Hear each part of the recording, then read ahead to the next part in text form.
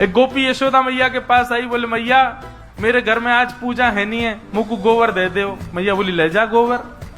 जैसे ही गोबर ले जाने लगी, ठाकुर जी बोले मैया तेने मुफ्त में दे दियो गोबर, बात पैसा तो ले ले गोपी थे। मैया बोली लाला 9 लाख गैया हमारे यहाँ। कितनी गैया? 9 लाख। गोबर के पहाड़ हैं नंद भवन के बाहर, तू कहां करेगो या गोबर को? गोबर को कोई मोल होवे, ले जान दे। बोले अरे मैया तू तो बड़ी भोरी है, तू ना मानेगी, मैं जाऊंगा के पास। सोई गए ठाकुर जी दौड़ दो। एरी गोपी क्या कर रही है? बोले गोबर ले जा रही हूँ लाला। बोले ऐसे ना ले जान दूंगो, पहले या को दाम बता कहा देगी। गोपी बोली गोबर को कौन दाम लेवे लाला? बोले मैं लूंगो। चारों हमने खवायो, गैया हमारी, गौशाला हमारी, और गोबर ले जाएगी तू? हमारे घर में रहेगो, हम चाहे यहाँ में सो में, हम चाहे यहाँ में रो में, हम चाहे यही में पड़े रहे, कच्चू करें, हमारो गोबर है, हमारी गैया को तू ना लेके जाएगी तो मोल दे के जा। तो भाव लाला बता कहा दाम दूं?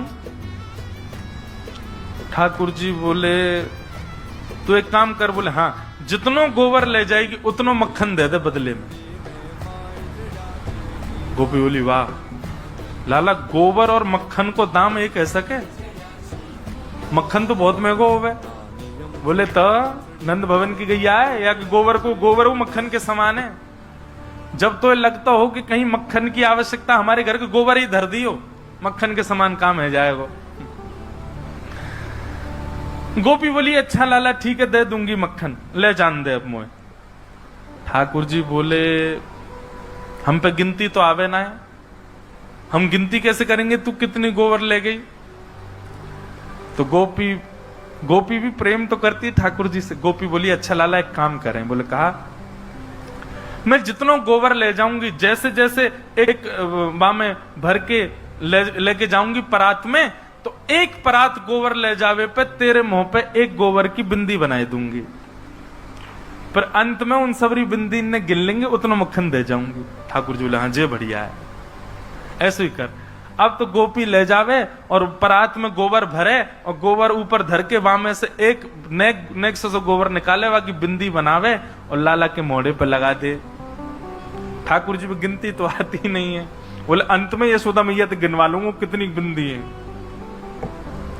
यहाँ बिंदी, यहाँ बिंदी, यहाँ बिंदी, बार बार। अब गोपी का ठाकुर जी भी गिनती तो आती ही नहीं है। बोले अंत में यशोदा मैया तो गिनवा लूंगा कितनी बिंदी है, यहाँ बिंदी, यहाँ बिंदी, यहाँ बिंदी, बार बार। अब गोपी का गोबर का काम हो चुका है, लेकिन फिर भी आ रही है कि ठाकुर जी को बिंदी लगाऊंगी। सब प्रेम करते हैं ठाकुर जी से, और ठाकुर जी प्रतीक्षा कर रहे हैं, ठेकेदार की तरह खड़े हैं। हम आजा ले जा, अरे देख ज्यादा ले जा रही है, पहले तो ज्यादा है वो, कम करिए अब लेके जा। ठाकुर जी की बिंदी लगा दी। अब ठाकुर जी बिंदी में ऐसे ऐसे गिनने कितनी है गई होंगी, ओहो यहाँ तक भर गई है, यूं भरवा लूंगो, खूब सारो आवेगो मक्खन।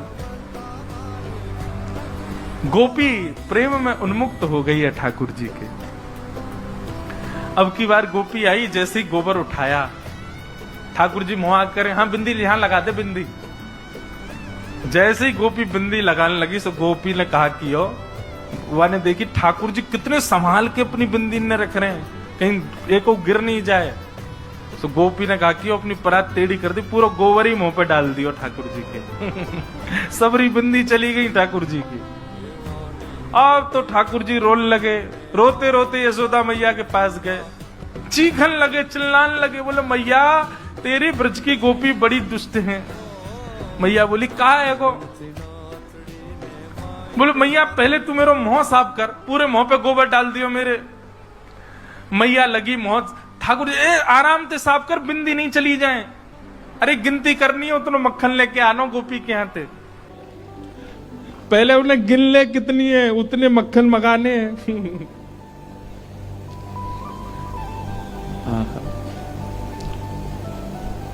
कैसे कोई प्रेम ना करे इतने ऐसे स्वभाव वालों से।